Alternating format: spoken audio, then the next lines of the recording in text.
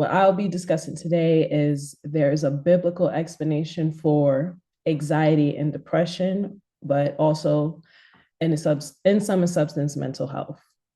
So, like jumping right into it, I remember, because again, Gen Z, I remember when I was younger and I would hear about anxiety and depression, but I didn't really know what it meant because I figured in my child logic that it was a sadness that, was temporary because if you're sad, you can get happy. And it wasn't impossible to get happy again. That's how I kind of phrased it as a kid.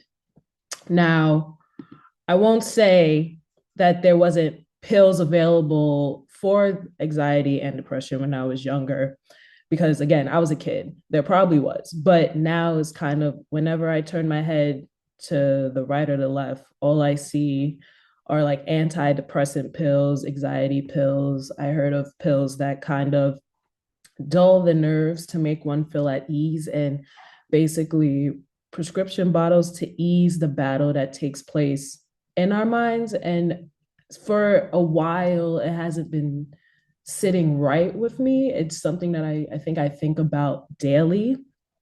However, in my generation nowadays, I believe that most people wear their mental health conditions and on their sleeves.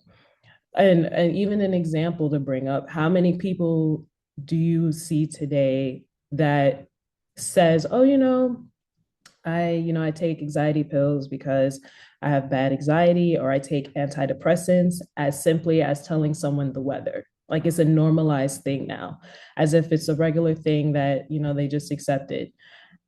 And now this isn't to say, oh, anxiety and depression, that doesn't exist. Mental illness doesn't exist. They do. They 100% do. I experienced anxiety and depression firsthand. But as the purpose of this Bible study is, there is a biblical explanation for everything. My peace I give to you, not as the world gives, do I give to you. Let not your heart be troubled, neither let it be afraid.